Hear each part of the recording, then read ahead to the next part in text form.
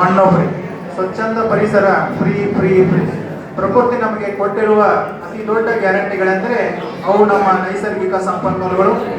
ಈ ಗ್ಯಾರಂಟಿಗಳನ್ನ ದುರುಪಯೋಗ ಮಾಡಿಕೊಳ್ಳದೆ ಪರಿಷತ್ತು ಧಾರವಾಡ ಜಿಲ್ಲಾ ರಾಜ್ಯ ಘಟಕ ಮತ್ತು ಬೆಳಗಾವಿ ಜಿಲ್ಲಾ ಘಟಕದ ಹಾಗೂ ಸಕ್ಕರೆಯಾಗಿರುವ ಸುರೇಶಣ್ಣ ಸಕ್ಕರೆನವರ ಕ್ಷೇಮಾಭಿವೃದ್ಧಿ ನೌಕರರ ಸಂಘಟನೆ ನೇತಾರರು ಅವರು ನಾವು ಕೂಡಿ ಮಾನ್ಯ ನಮ್ಮ ಸಂಸ್ಥಾಪಕ ಅಧ್ಯಕ್ಷರಾಗಿರ್ತಕ್ಕಂಥ ಅವ್ರನ್ನ ನೆನೆಸ್ತೇ ಇಲ್ಲ ಗುರುವಣ್ಣ ತಿಗಡಿಯವರು ಶಿಕ್ಷಕರ ಸಂಘಗಳ ಪರಿಷತ್ತನ್ನ ಧಾರವಾಡದಲ್ಲಿ ಕಳೆದ 3 ವರ್ಷಗಳ ಹಿಂದೆ ಹುಟ್ಟಾಕಿ ಈ ಸಂಘಟನೆ ಹುಟ್ಟಾಕಲಿಕ್ಕೆ ದಯಮಾಡಿ ಸ್ವಲ್ಪ ಒಂದು 2 ನಿಮಿಷ ಹೆಚ್ಚಿಗೆ ಹುಟ್ಟಾಕಬೇಕಾದ್ರೆ ಯಾಕೆ ಹಾಕಿದೀವಿ ಅಂತಂದ್ರೆ ಇಲ್ಲಿ ಇರ್ತಕ್ಕಂಥ ಇಲ್ಲಿ ಉಪಸ್ಥಿತರ ವೇದಿಕೆ ಮೇಲೆ ಹಿರಿಯರಾಗಿರ್ಬೋದು, ಮುಂದ್ಗಡೆ ಇರ್ತಕ್ಕಂಥ ಪ್ರಶಸ್ತಿ ಭಾಗ್ಯನಾಗಿರ್ಬೋದು, ನಿಮ್ಮೆಲ್ಲ ಆಶೀರ್ವಾದ ಮಾಡಲಿಕ್ಕೆ ಬಂದಿದ್ದಂಥ ಪರಿಸ್ಥಿತಿ ಎಲ್ಲ ಗುರುಗಳು, ಎಲ್ಲ ಇಲಾಖೆಯವರು, ಸಿಬ್ಬಂದಿಯವರು ನೋಡಿದೆ. ನಮ್ಮ ಸಂಘಟನೆ ಹೆಡ್ಗಳನ್ನು ನೀವೆಲ್ಲ ನೋಡಿದ್ದೀರಿ. ಸುಮಾರು ಶಿಕ್ಷಕರ ಸಂಘಟನೆ ಒಂದು 70 ಆಗಿದಾವೆ. ಸುಮಾರು ಎಲ್ಲರೂ ಒಂದೊಂದು ಸಂಘಟನೆ ಮಾಡಕತ್ತಾರ. ಜಾತಿ ಧರ್ಮಕ್ಕೆ ಒಂದೊಂದು ಸಂಘಟನೆ ಮಾಡಕತ್ತಾರ, ವಿಷಯಕ್ಕೆ ಒಂದೊಂದು ಸಂಘಟನೆ ಮಾಡಕತ್ತಾರ. ಇವೆಲ್ಲ ಸಂಘಟನೆಗಳು ಕೂಡಿದಾಗ ನಾವು ರಾಜ್ಯ ಸರ್ಕಾರದ ಕಾರ್ಯಾಂಗವನ್ನಾಗಲಿ ನ್ಯಾಯಾಂಗವನ್ನಾಗಲಿ ಬೇಡಿಕೆ ಇಟ್ಟಾಗ ನೂರಾರು ಹಾದಿಯಲ್ಲಿ ಅದು ಒಡೆದು ಹೋಗ್ತಾ ಇದೆ. ನಮ್ಮ ಬೇಡಿಕೆಗಳು ಏರಿಡ್ತಾ ಇದೆ. ಯಾಕೆ ನಾವು LKG UKG ಒಂದು ಸಂಘ, ಅಂಗನವಾಡಿ ಒಂದು ಸಂಘ, ಪದವಿ ಪೂರ್ವ ಒಂದು ಸಂಘ, ಪದವೀಧರ ಸಂಘ, ಸುರಟಿಯವರ ಅವ್ರದ್ದು ಒಂದು ಸಂಘ, ಅವರು ಆ ನಿಟ್ಟಿನಲ್ಲಿ ಯಶಸ್ವಿ ಆದರು. ಸುರಟಿ ಸರ್ ಹೋರಾಟ ಅವರ ಸಂಘಟನೆ ಯಾಕೆ ಹೋರಾಟ ಯಶಸ್ವಿ ಆಯಿತು? ಬುನಾದಿ ಆಗ್ಲಿಕ್ಕಂತ ಪ್ರಾಥಮಿಕ ಶಾಲಾ ಶಿಕ್ಷಕರ ಸಂಘದಿಂದ ಅಂತಮರು ಹತ್ತಂಗರು ಯಾಕೆ ತಯಾರಿ ಆದ್ರು? ಕಾರಣ ಇಷ್ಟೇ, ಮನೆಯೊಳಗ 2 ಮಕ್ಕಳಿರಲಿ ಅಥವಾ ಒಂದೇ ಮಗ ಇರಲಿ, ಹೊಂದಾಣಿಕೆ ಇರ್ತಕ್ಕಂಥ ವಾತಾವರಣ ಇದೆ. ಬೇಡಿಕೆಗಳು, ಆಸೆಗಳು ಈಡೇರ್ತಾ ಇಲ್ಲ. ಅದಕ್ಕಾಗಿ ಗುರು ತಿಗಡಿಯವರು, ಸುರಟಿಯವರು, ಆಮೇಲೆ ಆಗಿನ ಅಶೋಕ್ ಸಜ್ಜನ್ ಗ್ರಾಮೀಣ ಸಂಘದವರು, ಪ್ರತಾಪಗಳು ಕಡೆಗೂ ಕೂಡ ನಾವು ಸಜೆಷನ್ ಕೇಳಿ ಬಂದಿಲ್ಲ, ಬರ್ತಾ ಇದ್ದಾರೆ, ಕೆಲವೇ ವಿಷಯ ಬರ್ತಾ ಇದ್ದಾರೆ. ಅವ್ರನ್ನೂ ಕೂಡ ನಾವು ಈ ಸಂಘಟನೆ ಮಾಡುವಾಗ ಕೇಳಿದ್ರು, ಏನ್ರಿ ಹಿಂಗ ಆಗಿರ್ತೈತಿ? ಹೌದು, ವಿಚಾರ ಚಲೋ ಐತಿ. ಈ ಹಿಂದೆ ಒಕ್ಕೂಟ ಅಂತ ಮಾಡಿದ್ರು ಒಬ್ರು. ಆ ಒಕ್ಕೂಟ ಚಲೋ ಆಕೈತೆ ಅನ್ಬಿಡದ ಯಾವುದೋ ಒಂದಕ್ಕೆ ಹೋಗಿ ಆ ಒಕ್ಕೂಟ ಒಡೆದು ಬಿತ್ತು ಅಥವಾ ಮುರಿದು ಹೋಗಿ ಅಥವಾ ನಡೀಲಿಲ್ಲ ಅಂತ ಹೇಳಿದ್ರು. ಈ ವಿಚಾರ ಮಾಡಿದಾಗ ನಾವೆಲ್ಲರೂ ಕೂಡ ಯಾವತ್ತಿನ ದಿನ ಧಾರವಾಡದಲ್ಲಿ 10 ಮೀಟಿಂಗ್ ಮಾಡಿ ಕರ್ನಾಟಕ ಶಿಕ್ಷಕರ ಸಂಘಗಳ ಪರಿಷತ್ ಅಂತ ಹೇಳಿ ಒಂದು ಕಾನೂನಾತ್ಮಕ ಚೌಕಟ್ಟಿನಲ್ಲಿ ಈ ಸಂಘಟನೆಯನ್ನು ಮಾಡಿದ್ವಿ. ಇದು ಹೆಂಗಪ್ಪ ಅಂತಂದ್ರೆ ನಮ್ಮ ಜೊತೆಗೆ ಈಗಾಗಲೇ 18 ಸಂಘಟನೆಯವರು ಅವೈಲೇಬಲ್ ಆಗಿದೆ. ಅಂದ್ರೆ ನಮ್ಮ ಜೊತೆಗೆ ವಿಲೀನ ಆಗಿದ್ದಾರೆ. ಇಟ್ ಮೀನ್ಸ್ ಪರ್ಮಿಷನ್ ಕೊಟ್ಟಿದ್ದಾರೆ. ಒಳ್ಳೆಯ ಹೆಡ್, ಈ ಹೆಡ್ನೋಡು ನಾವು ಇರ್ತೀವಿ ಅಂತ. ಸೊ ಯಾಕಪ್ಪ ಇದಂತಂದ್ರೆ ರಾಜ್ಯದಲ್ಲಿ ಶಾಲೆಗಳಲ್ಲಿ ಡಾಕ್ಟರೇಟ್ ಪಡೆದಂಥವ್ರಿಗೆ ಕೂಡ, PhD ಪಡೆದಂಥವ್ರಿಗೆ ಕೂಡ ಬಂದಿದ್ದಾರೆ. ಅದಾರ ನಮ್ಮ ಆತ್ಮೀಯ ಮಿತ್ರರು, ಅವರು ಇನ್ನೂ ಅಸಿಸ್ಟೆಂಟ್ ಅದ, ಪ್ರಮೋಷನ್ಗಳಾಗಿಲ್ಲ.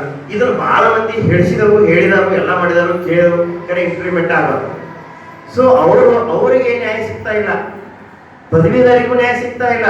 ಈಗ ಮೊನ್ನೆ ಸುರಟಿ ಅವ್ರ ನೇತೃತ್ವದೊಳಗೆ ಆ ಸಂಘಟನೆಗೆ ಒಂದು ಬೆಲೆ ಬಂದದ, ಅವ್ರು ಒಂದು ಅಸ್ತಿತ್ವವನ್ನು ಕಂಡು ಹಿಡ್ಕೊಂಡ್ರು. ಯಾಕೆ ಹಿಡ್ಕೊಂಡ್ರು ಅಂದ್ರೆ ಅವರು ನಿಶ್ಚಲ ಐತಿ, ಗ್ರೂಪ್ ಅನ್ನೋದು ನಿಶ್ಚಲ ಐತಿ, ಬೇಡಿಕೆ ಅನ್ನೋದು ಒಕ್ಕಟ್ಟಿನಿಂದ ಹೊಂಟೈತಿ. ಅದಕ್ಕಾಗಿ ನಮಗೆ ಅಸೂಯೆ ಇಲ್ಲ, ಜಿಗುಪ್ಸೆಗಳಿಲ್ಲ. ಆದರೆ ನಮ್ಮ ಪ್ರಾಥಮಿಕ ಶಿಕ್ಷಕರ ಸಂಘಟನೆಯಿಂದ ನಾವು ಎಷ್ಟು ಮಟ್ಟಕ್ಕೆ ಬೆಳಿಬೇಕಾಗಿತ್ತು, ಎಷ್ಟು ನ್ಯಾಯಸಮ್ಮತ ಬೇಡಿಕೆ ಈಡೇರಿಸ್ಕೊಳ್ಬೇಕಾಗಿತ್ತು, ಆಗಲಿಲ್ಲ. ಅದಕ್ಕೆ ಹಲವಾರು ಕಾರಣಗಳದಾವು. ಆರ್ಥಿಕ ಕಾರಣಗಳು, ರಾಜಕೀಯ ಕಾರಣಗಳದಾವು, ವೈಮನಸ್ಸು ಕಾರಣಗಳದಾವು. ಅವನು ಆದ್ರೆ ಇವತ್ತಿನ ದಿವಸ ಇಂಪ್ಲಿಮೆಂಟ್ ಆದ್ರೆ ಅವನ ಹೆಸರು ಬರ್ತೈತಿ, ಇವ್ ಆದ್ರೆ ಇವತ್ತು ಇಂಪ್ಲಿಮೆಂಟ್ ಆದ್ರೆ ಇವನ ಹೆಸರು ಬರುತ್ತೆ. ನೀವು ಮುಂಚಿನ ಕಡೆಯಿಂದ ಒಬ್ಬರು ಲೀಡರ್ ಆದ್ರೆ ಇದ್ರ ಕಡೆಯಿಂದ ಈಗ ಮಾಡಬೇಡ್ರಿ, ಮತ್ತೆ ಇನ್ಯಾರು ಪೋಸ್ಟ್ಪೋನ್ ಮಾಡ್ರಿ. ಇಂಥ ಒಂದು ಸಂಘಟನೆ ನೇತಾರವನ್ನು ವಹಿಸಿಕೊಂಡು ಗಟ್ಟಿ. ಧನ್ಯವಾದಗಳು. ಇನ್ಮೇಲೆ ಕಾರ್ಯಕ್ರಮದ ಉದ್ಘಾಟಕರಾದಂತಹ ನಮ್ಮ ನಿಮ್ಮೆಲ್ಲರ ಶಿಕ್ಷಣ ಪ್ರೇಮಿಗಳು MLC ಅವರು ಶ್ರೀಯುತ ಡಾಕ್ಟರ್ ಸಾಬಣ್ಣ ತಳವಾರ್ ಅವರು ಕಾರ್ಯಕ್ರಮವನ್ನು ಉದ್ದೇಶಿಸಿ ಮಾತನಾಡಬೇಕಂತ ಕೇಳ್ಕೊತಾ ಇದ್ದೀನಿ. ಎಲ್ಲರಿಗೂ ನಮಸ್ಕಾರಗಳು. ನಾನು ಬಹಳ ಸಮಯ ತಗೊಳ್ಳಲ್ಲ, 10 ನಿಮಿಷ ಮಾತ್ರ ಮಾತನಾಡ್ತೇನೆ. ಯಾಕಂದರೆ ಈಗಾಗಲೇ ನನಗೆ ಮುಗಿಲಿಗೆ ಹೋಗಬೇಕಾಗಿತ್ತು. ವೇದಿಕೆಯ ಮೇಲಿರುವ ಪೂಜ್ಯರೇ, ಹಾಗೆಯೇ ವೇದಿಕೆಯ ಮೇಲಿರುವ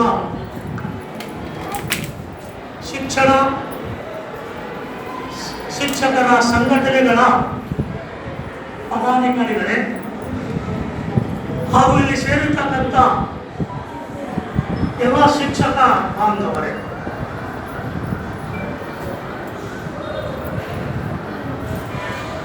ಇವತ್ತು ಬೆಳಗಾವಿ ನಗರದಲ್ಲಿ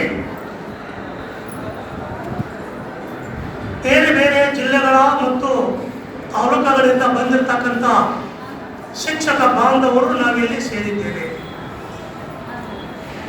ಶಿಕ್ಷಕ ಬಾಂಧವರು ಅಂತ ನಾನು ಹೇಗೆ ಉಪಯೋಗ ಮಾಡ್ತಾ ಇದ್ದೇನೆ ಅಂದರೆ, ಮೂಲತಃ ನಾನು ಸಹ ಶಿಕ್ಷಕ. 32 ವರ್ಷ ಪಾಠ ಮಾಡಿ ನಾನು ವಿಧಾನ ಪರಿಷತ್ತಿಗೆ ಶಾಸಕನಾಗಿ ಹೋಗಿದ್ದೇನೆ. ಒಂದು ಮಾತಿದೆ, ಜ್ಞಾನಂ ಸರ್ವತ್ರ ಪೂಜ್ಯತೆ ಅಂತ ಹೇಳ್ತಾರೆ.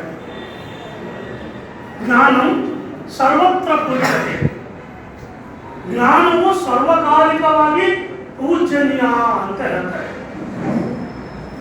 ಆ ಜ್ಞಾನವನ್ನು ಹಂಚತಕ್ಕಂಥ ಎಲ್ಲ ಶಿಕ್ಷಕ ಬಾಂಧವರು ನಾವಿಲ್ಲಿ ಸೇರಿದ್ದೇವೆ.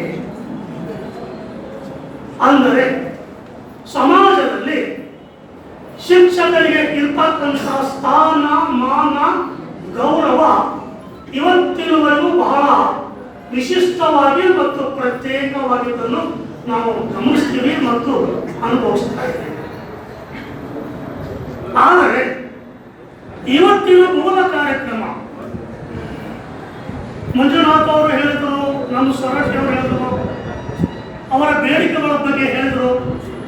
ಅವರ ಬೇಡಿಕೆಗಳ ಬಗ್ಗೆ ಪ್ರತ್ಯೇಕವಾಗಿ ನಾನು ಅವರೊಂದಿಗೆ ಮಾತನಾಡಿ ವಿಧಾನ ಪರಿಷತ್ತಿನಲ್ಲಿ ಯಾವ ರೀತಿಯ ವಿಷಯ ತೆಗೆದುಕೊಳ್ಳಬಹುದು ಅನ್ನೋದು ನಾನು ಮಾತನಾಡ್ತೇನೆ ಅವರಿಗೆ ವೈಯಕ್ತಿಕವಾಗಿ.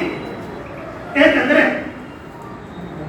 ಮೂಲತಃ ನಾನು ರಾಜಕಾರಣಿ ಅಲ್ಲ, ಅನಿರೀಕ್ಷಿತವಾಗಿ ರಾಜಕೀಯಕ್ಕೆ ಬಂದವನು ನಾನು. ಅದು ವಿಶೇಷವಾಗಿ ರಾಜಕಾರಣದಲ್ಲಿ, ರಾಜಕೀಯ ಕ್ಷೇತ್ರದಲ್ಲಿ ಸೈದ್ಧಾಂತಿಕದ ಅಡಿಯಲ್ಲಿ ನಾನು ರಾಜಕೀಯ ಜೀವನವನ್ನು ನಡೆಸ್ತಾ ಇರ್ತಕ್ಕಂಥ ಒಬ್ಬ ವಿಶಿಷ್ಟ ವ್ಯಕ್ತಿ ಅಂತ ಹೇಳಿದ್ರು ತಪ್ಪಾಗುತ್ತದೆ.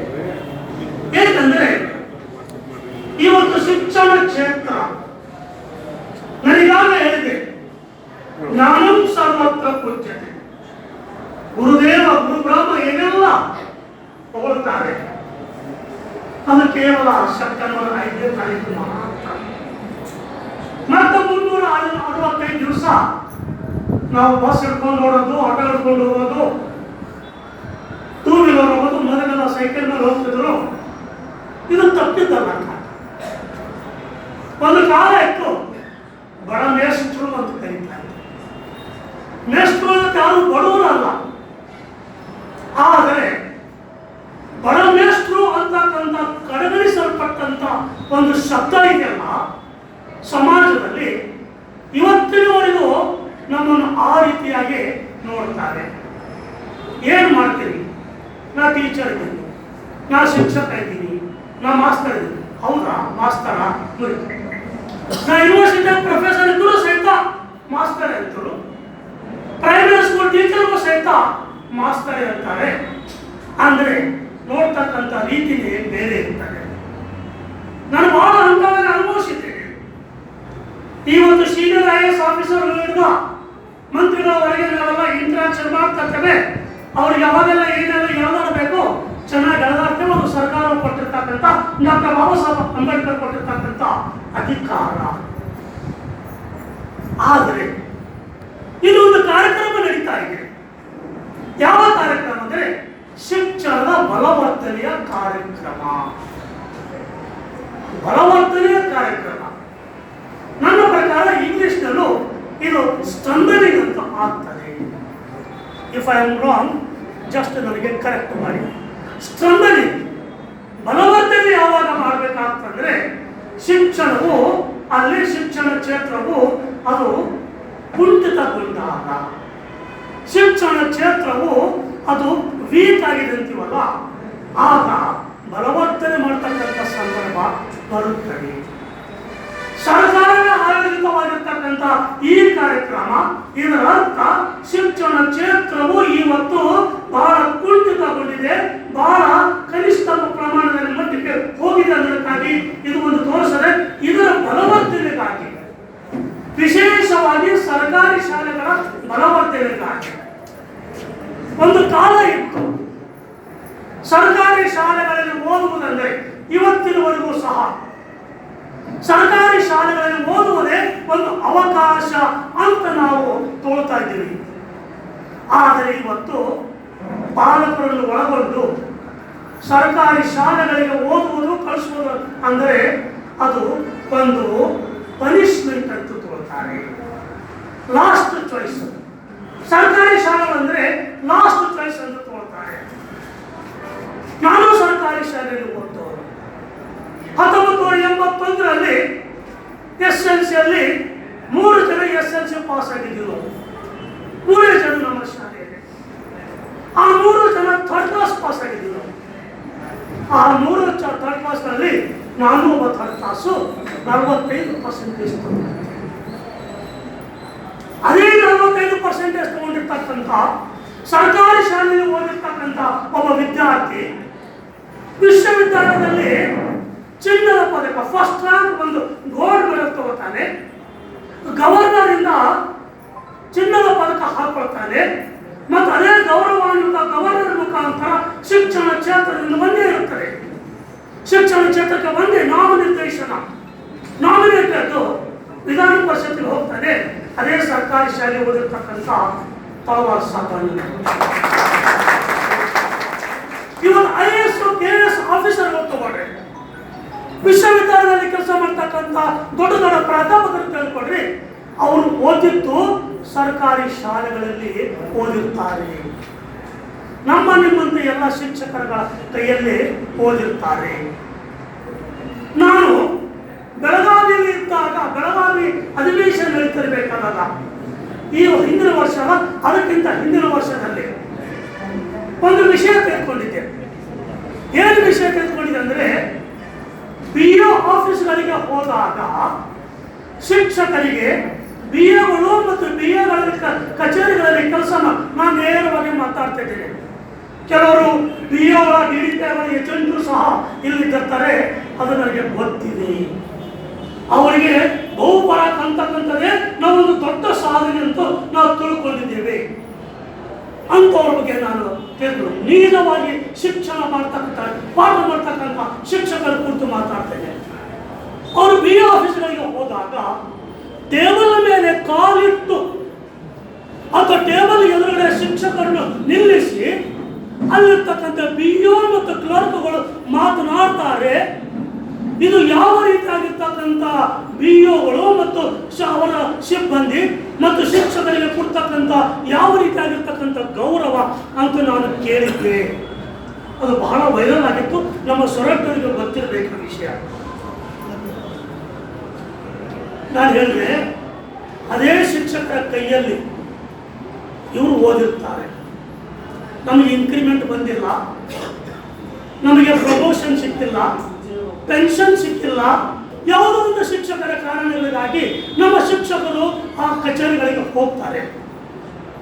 ನಾನು ನಮ್ಮ ಪ್ರಿನ್ಸಿಪಲ್ ಸೆಕ್ರೆಟರಿಗೆ ಬಹಳ ಗಂಭೀರವಾಗಿ ಅದೇನು ಜಗಳ ಮಾಡೋ ರೀತಿಯಲ್ಲಿ ಮಾತಾಡಿದೆ. ಯಾವ ರೀತಿ ಅಂದರೆ, BOಗಳು ನಮ್ಮ ಶಿಕ್ಷಕರು ರಿಟೈರ್ಮೆಂಟ್ ಆದಾಗ ಅವರಿಗೆ ಕೊಡಬೇಕಾಗಿರ್ತಕ್ಕಂಥ ಆರ್ನಲ್ಡ್ ಲೀವ್ ಗಳಿಕೆ ರಜೆಗಳಿರ್ತಾವಲ್ಲ, ಅದು ಕೊಡಬೇಕಾದ್ರೂ ಸಹಿತ ಹಣ ಕೇಳ್ತಾರೆ. ಯಾರೇ ಸರ್ ಅವರನ್ನು ಲಿಸ್ಟ್ ಕೊಟ್ಟೆ, ನಾನು ಅವ್ರಿಗೆ ಸಸ್ಪೆಂಡ್ ಮಾಡ್ತೀನಿ ಅಂತಂದ್ರು. ಯಾರು? Principal secretary. ಶಿಕ್ಷಣ ಕ್ಷೇತ್ರ ಈ ರೀತಿಯಾಗಿ ಕುಂಠಿತ ಬಂದಿದೆ. ನಮ್ಮ ಶಿಕ್ಷಕರು ನಾವು ಯಾವಾಗಲೂ ಅಪ್ಡೇಷನ್ ಮಾಡ್ಕೋಬೇಕು. ನಮ್ಮನ್ನು ನಾವು ಹೆಚ್ಚು ತಿಳುವಳಿಕೆ ಎಡೆಗೆ ಹೋಗಬೇಕಾಗ್ತದೆ. ಶಿಕ್ಷಕರೇ ಓದದೇ ಇದ್ದರೆ ನಮ್ಮ ಕೈಯಲ್ಲಿ ಓದ್ತಕ್ಕಂಥ ವಿದ್ಯಾರ್ಥಿಗಳು ಯಾವಾಗ ಓದ್ತಾರೆ, ಯಾಕೆ ಓದ್ತಾರೆ? ನಾವು ಓದ್ಬೇಕು ತಾನೇ. ಇವತ್ತು ಒಂದು ಸರ್ವೆ ಮಾಡಿದಾಗ ನಿನ್ನೆ ಒಂದು ಪೇಪರ್ ಐಟಮ್ ನೋಡಿದೆ, ನಾನು ನ್ಯೂಸ್ ಐಟಮ್ ನೋಡಿದೆ. ಗಣಿತವನ್ನು ಪಾಠ ಮಾಡ್ತಕ್ಕಂಥ ಶಿಕ್ಷಕರಿಗೆ 80% ಗಣಿತ ಶಿಕ್ಷಕರಿಗೆ ಗಣಿತವೇ ಬರುವುದಿಲ್ಲಂತೆ, ಲೆಕ್ಕನೇ ಬರೋದಿಲ್ಲಂತೆ. ಹೇಗಪ್ಪ ಶಿಕ್ಷಣ ಕ್ಷೇತ್ರ ಬಲವರ್ಧನೆ ಆಗ್ತದೆ? ನಮ್ಮನ್ನು ನಾವು ಅಪ್ಡೇಷನ್ ಮಾಡ್ಕೋಬೇಕಲ್ಲ. ನಾವು ಪೇಪರ್ಗಳು ಓದಬೇಕು. ಪ್ರಪಂಚದಲ್ಲಿ ಯಾವ ರೀತಿಯಾಗಿರ್ತಕ್ಕಂಥ ಬದಲಾವಣೆಗಳು ಆಗ್ತಾ ಇದ್ದಾವೆ.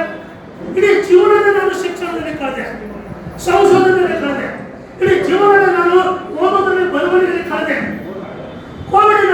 ಕೋವಿಡ್ ಸಂದರ್ಭದಲ್ಲಿ ಹಲವಾರು ಪುಸ್ತಕಗಳು ತರಿಸ್ಕೊಂಡೆ. ಪುಸ್ತಕಗಳು ತರಿಸ್ಕೊಂಡು ನಾವು ಓದ್ತಾ ಇದ್ದೇನೆ. ಇವತ್ತಿನವರೆಗೂ ನಾನು ವಿಧಾನ ಪರಿಷತ್ ಸದಸ್ಯನಾದರೂ ಸಹಿತ, ಶಾಸಕನಾಗಿದ್ದರೂ ಸಹಿತ, ನಾನು ಮನೆಯಲ್ಲಿ ಇದ್ದರೆ, ಮನೆ ಒಳಗಡೆ ಇದ್ದರೆ ಬೆಳಗ್ಗೆ 7 ಗಂಟೆಯಿಂದ ರಾತ್ರಿ 11 ಗಂಟೆವರೆಗೆ ನಾನು ಕೆಲಸ ಮಾಡ್ತಾ ಇದ್ದೇನೆ, ಓದ್ತಾ ಇರ್ತೀನಿ, ಬರ್ತಾ ಇರ್ತೇನೆ. ಅಂದರೆ ಜ್ಞಾನ ಅಂತಕ್ಕಂಥದ್ದು ಸಮುದ್ರದಷ್ಟು. ನಾವು ಎಷ್ಟು ತಿಳ್ಕೊಳ್ತೀವೋ, ಎಷ್ಟು ಅರಿವಿಸ್ಕೊಳ್ತೇವೋ ಅಷ್ಟು ನಾವು ವಿದ್ಯಾರ್ಥಿಗಳಿಗೆ ಕೊಡಲು ಸಾಧ್ಯವಾಗ್ತದೆ.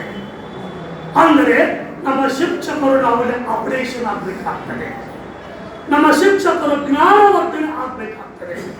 ಶಿಕ್ಷಕರ ಜ್ಞಾನವರ್ಧನೆ ಆದಾಗ ಮಾತ್ರ ನಾವು ಶಿಕ್ಷಣದ ಬಗ್ಗೆ ಅಲ್ಲಿ ಹೆಚ್ಚಿನ ಕಾಳಜಿ ತೋರಿಸಲು ಸಾಧ್ಯವಾಗ್ತದೆ, ನಮ್ಮ ಕೈಯಲ್ಲಿ ಓದ್ತಕ್ಕಂಥವರು.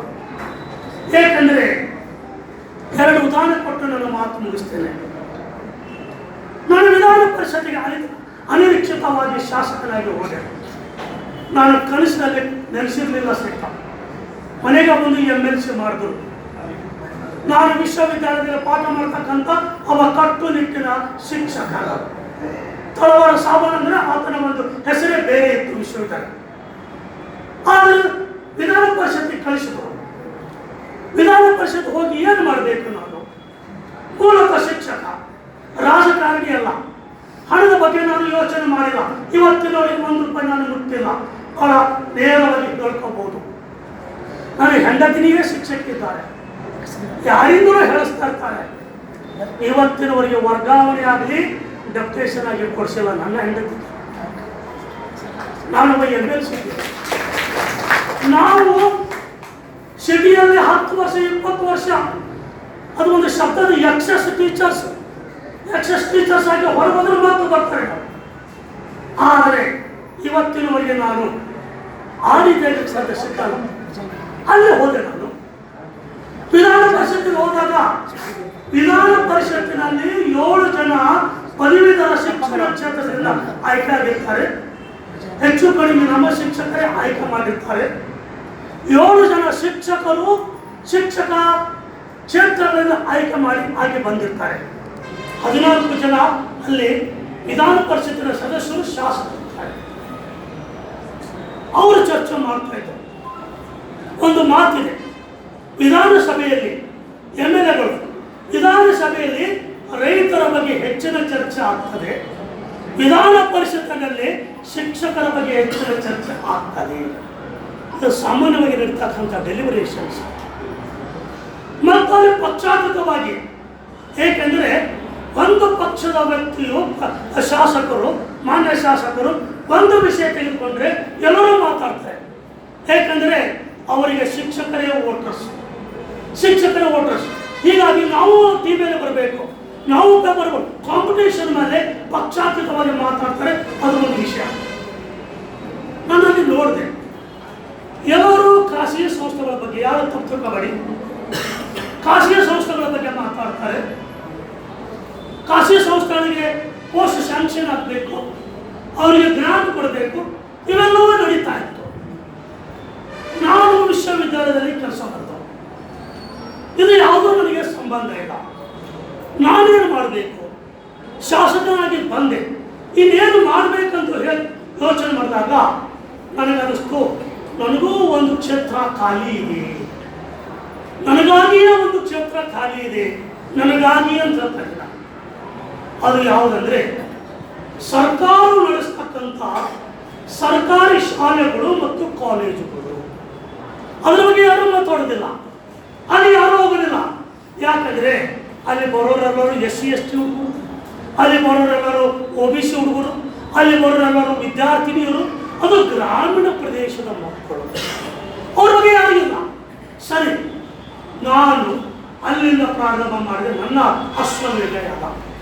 ಎಲ್ಲಂದ್ರೆ ಸರ್ಕಾರಿ ಶಾಲೆಗಳಿಗೆ ಹೋಗೋದು, ಸರ್ಕಾರಿ ಹಾಸ್ಟೆಲ್ಗಳಿಗೆ ಹೋಗೋದು, ಸರ್ಕಾರಿ ಕಾಲೇಜುಗಳಿಗೆ ಹೋಗೋದು ಮತ್ತು ವಸತಿ ಶಾಲೆಗಳಿಗೆ ಹೋಗೋದು. ನಾನೇ ಹೋಗಿ ನಾನೇ ವಿದ್ಯಾರ್ಥಿಗಳನ್ನು ಉದ್ದೇಶಿಸಿ ಮಾತನಾಡ್ತಾ ಇದ್ದೇನೆ. ಇಲ್ಲಿ ಕೆಲವರಿಗೆ ಗಮನಕ್ಕೂ ಸಹಿತ ಬಂದಿರಬೇಕು. ಇನ್ನು ಮುಂದುವರೆದು ಕೆಲವು ಭಾರತ ಎಂದು ಪುಸ್ತಕಗಳು ಬರ್ತಾರೆ, ಭಾರತಿ ಎಂದು ಪುಸ್ತಕ ಬರ್ತಾರೆ. ಆ ಪುಸ್ತಕಗಳನ್ನು ನಾನು ಖರೀದಿ ಮಾಡಿ ಅವು ಬಂಡಲ್ ಮಾಡಿ ನಾನು ಶಾಲೆಗಳಿಗೆ ಹೋಗಿ ಸರ್ಕಾರಿ ಶಾಲೆಗಳಿಗೆ ಮಕ್ಕಳಿಗೆ ಕೊಡ್ತಾ ಇದ್ದೇನೆ ಓದುವುದಕ್ಕಾಗಿ. ಅಂದರೆ ನನ್ನ ಆದ್ಯತೆ ಸರ್ಕಾರಿ ಶಾಲೆಗಳಲ್ಲಿ ಓದ್ತಕ್ಕಂಥ ವಿದ್ಯಾರ್ಥಿಗಳಿಗೆ. ಸರ್ಕಾರವು ಕೊಡ್ತಕ್ಕಂಥ ನನಗೆ ಅನುದಾನ. ಇಲ್ಲಿ ಪೂಜ್ಯರಿದ್ದಾರೆ, ಮಠಗಳು ಸಾಕಷ್ಟು ಶಾಲೆಗಳು ನಡೆಸ್ತಾ ಇದ್ದಾರೆ, ಮಠಗಳ ಭಕ್ತರಿರ್ತಾರೆ, ಅವರಿಗೆ ಶಾಲೆಗಳಿಗೆ ನಡೀತಾ ಇರ್ತಾರೆ. ಇವತ್ತು ಸರ್ಕಾರಿ ಶಾಲೆಗಳಲ್ಲಿ ಸುಮಾರು ಕಲ್ಯಾಣ ಕರ್ನಾಟಕದಲ್ಲಿ 5,700 ಶಾಲೆಗಳು ಶಿಥಿಲಗೊಂಡಿದ್ದಾರೆ. 19,000 ಶಿಕ್ಷಕರು ಅಲ್ಲಿ ಇಲ್ಲ. 300 ಶಾಲೆಗಳು ಅಲ್ಲಿ ಜೀರೋ ಶಿಕ್ಷಕರು. ಅಂದರೆ ಸರ್ಕಾರದಲ್ಲಿ 90,000 ಶಿಕ್ಷಕರ ಒಂದು ವೇಕೆನ್ಸಿ ಪೋಸ್ಟ್ಗಳು ಖಾಲಿ ಇದ್ದಾರೆ. ಅಂತ ಒಂದು ಸಂಸ್ಥೆಗಳಿದ್ದಾವೆ. ಅಲ್ಲಿ ಬಡವರು ಮಕ್ಕಳು, ಅವರಿಗೆ ಶಿಕ್ಷಣ ಕೊಡೋರು ಯಾರು? ಅವರ ಶಿಕ್ಷಣದ ಬಲವರ್ಧನೆ ಆಗಬೇಕಾದ್ರೆ ನಾವೆಲ್ಲರೂ ಕಾಳಜಿ ವಹಿಸಬೇಕಾಗ್ತದೆ. ಸರಿ, ನಮ್ಮ ಮಕ್ಕಳು ಡಾಕ್ಟರ್ ಆಗಬೇಕು, ಇಂಜಿನಿಯರ್ ಆಗಬೇಕು, ನಾವು ಕನಸು ಕಾಣೋಣ, ಎರಡು ಮಾತಿಲ್ಲ. ನಾವು ಪಾಲಕರಾಗಿ ನಮ್ಮ ಮಕ್ಕಳ ಬಗ್ಗೆ ನಾವು ಕನಸು ಕಾಣೋಣ. ಆದರೆ ಯಾವ ಶಿಕ್ಷಣವು ಕೊಡುವುದರ ಮುಖಾಂತರ, ಯಾವ ಶಿಕ್ಷಣವು ನಾವು ದಾರಿ ಎಳೆಯುವುದರ ಮುಖಾಂತರ ನಮ್ಮ ಕುಟುಂಬಕ್ಕೆ ಆದಾಯ ಬರುತ್ತದೋ, ನಮ್ಮ ಮಕ್ಕಳ ಕನಸುಗಳನ್ನು ಪೂರೈಕೆ ಮಾಡುವುದು, ಯಾವ ಮಕ್ಕಳಿಗೆ ಪಾಠ ಮಾಡುವುದರ ಮುಖಾಂತರ ನಮಗೆ ಸಂಬಳ ಬರುತ್ತಲ್ಲ, ಅದಕ್ಕೆ ನ್ಯಾಯ ಕೊಡುವುದು ನಮ್ಮ ಕರ್ತವ್ಯ. ಇಲ್ಲದೆ ಹೋದರೆ ದೇವರು ಮೆಚ್ಚಬೇಕಲ್ಲ. ನಾವು ಪಾಠ ಮಾಡಬೇಕು, ಸರಿಯಾಗಿಲ್ವಾ? ನಾವು ಪಾಠ ಮಾಡಿದಾಗ ಮಾತ್ರ ಅಲ್ಲಿ ನಮ್ಮ ಕೈಗಳಿಗೆ ಓದ್ತಕ್ಕಂಥ ಮಕ್ಕಳಿಗೆ ನ್ಯಾಯ ಕೊಡಲಾಗ್ತದೆ. ದೇವರು ಸಹಜವಾಗಿ ನಮ್ಮ ಮಕ್ಕಳಿಗೆ ಆಶೀರ್ವಾದ ಮಾಡ್ತಾನೆ. ಇದು ನಾವು ಶಿಕ್ಷಕರು, ಆವಾಗ ಮಾತ್ರ ಬಲವರ್ಧನೆ ಆಗಲು ಸಾಧ್ಯವಾಗ್ತದೆ. ಇಲ್ಲದ್ರೆ ಬಲವರ್ಧನೆ ಆಗುತ್ತದೆ. ಕೊನೆ ಉದಾಹರಣೆ ಕೊಡ್ತೇನೆ. ನಾನು ಹೇಳಿದ ಶಿಕ್ಷಕರ ಕ್ಷೇತ್ರದಿಂದ 7 ಜನ ಶಾಸಕರು ಬರ್ತಾರೆ. 7 ಜನ ಶಾಸಕರು ಬರ್ತಾರೆ. ನಿಮಗೆಲ್ಲ ಗೊತ್ತಿದೆ, ನೀವೆಲ್ಲ ಓಟ್ ಹಾಕ್ತೀರ. ಇವತ್ತು ಯಾವ ರೀತಿಯಾಗಿರ್ತಕ್ಕಂಥ ಪ್ರತಿನಿಧಿಗಳು ಬರ್ತಾ ಇದ್ದಾರೆ. ಡಾಕ್ಟರ್ ಬಾಬಾ ಸಾಹೇಬ್ ಅಂಬೇಡ್ಕರ್ ಅವರು ಬಹಳ ಯೋಚನೆ ಮಾಡಿ, ಇದು ಶಿಕ್ಷಕರ ವರ್ಗ ಬಹಳ ದೊಡ್ಡ ಪ್ರಮಾಣದಲ್ಲಿರ್ತಕ್ಕಂಥ ಒಂದು ವರ್ಗ ಇದೆ, ಒಂದು ಗುಂಪಿದೆ. ಅವರ ಆಗು ಹೋಗುಗಳು, ಅವರ ಬೇಡಿಕೆಗಳನ್ನು ಯೋಚನೆ ಮಾಡ್ತಕ್ಕಂಥ ಕೇಳ್ತಕ್ಕಂಥ ಜನಪ್ರತಿನಿಧಿಗಳು ವಿಧಾನ ಪರಿಷತ್ತಿನಲ್ಲಿ ಇರಬೇಕು ಅಂತಕ್ಕಂಥ ಮಹತ್ತರವಾಗಿರ್ತಕ್ಕಂಥ ಉದ್ದೇಶ ಇಟ್ಕೊಂಡು ಅವಕಾಶ ಮಾಡಿಕೊಟ್ಟಿದ್ದು ಶಿಕ್ಷಕರ ಪ್ರತಿನಿಧಿಗಳು. ಶಿಕ್ಷಣ ಕ್ಷೇತ್ರದಿಂದ ಶಿಕ್ಷಕರೇ ಬರಬೇಕು, ರಾಜಕಾರಣಿಗಳಲ್ಲ. ಶಿಕ್ಷಣ ಕ್ಷೇತ್ರದಿಂದ ಶಿಕ್ಷಕರೇ ಬರಬೇಕು ವಿನಃ ರಾಜಕಾರಣಿಗಳು ಅಲ್ಲ. ಇವತ್ತು ಯಾರ್ಯಾರು ಬರ್ತಾ ಇದ್ದಾರೆ, ಏನೇನು ಮಾಡ್ತಾ ಇದ್ದಾರೆ, ನಾವು ಯಾವ ರೀತಿಯಾಗಿ ತೋಳ್ತಾ ಇದ್ದೀವಿ? ನಾವೇ ಭ್ರಷ್ಟರಾದರೆ ನಮ್ಮ ಕೈಗಳಿಗೆ ಓದ್ತಕ್ಕಂಥ ಮಕ್ಕಳಿಗೆ ನಾವು ಯಾವ ರೀತಿಯಾಗಿರ್ತಕ್ಕಂಥ ಸಂದೇಶ ನಾವು ಕೊಡಬಲ್ಲೆವು? ಬಹಳ ಗಂಭೀರವಾಗಿ ಯೋಚನೆ ಮಾಡ್ತಕ್ಕಂಥ ವಿಚಾರ. ನಾವು ಹಣ ತೆಗೆದುಕೊಂಡು ಓಟ್ ಹಾಕಿದರೆ ನಮಗೆ ಯಾವ ರೀತಿಯಾಗಿರ್ತಕ್ಕಂಥ ನೈತಿಕತೆ ಇರ್ತದೆ? ಅವ್ರು ಹೋಗ್ತಾರೆ, ನೀವೇನಾದರೂ ಬೇಡಿಕೆ ತಗೊಂಡು ಹೋಗ್ತೀರಾ? ನಮ್ಮ ಮಂಜುನಾಥವ್ರು ಹೋಗ್ತಾರೆ, ಸ್ವರಕ್ಕರು ಹೋಗ್ತಾರೆ, ಸುಳ್ದವ್ರು ಹೋಗ್ತಾರೆ, ನೀವೆಲ್ಲರೂ ಹೋಗ್ತೀರಾ. ಹೋದಾಗ ಬಹಳ ಗಟ್ಟಿಯಾಗಿ ನಾವು ನಿಮ್ಮನ್ನು ಆಯ್ಕೆ ಮಾಡಿದ್ದೇವೆ, ನಮ್ಮ ಬೇಡಿಕೆಗಳಿದ್ದಾವೆ ಅಂತ ನೀವೇನಾದರೂ ಕೇಳಿದ್ರೆ, ಮೇಷ್ಟ್ರು ಎಲ್ಲಿದ್ದೀರಿ ನೀವು, ನಾ ಎಷ್ಟು ಖರ್ಚು ಮಾಡಿದ್ದೀನಿ ನಿಮಗೆ ಗೊತ್ತಿದೆಯಾ ಅಂತ ನಿಮಗೇ ಕೇಳ್ತಾರೆ.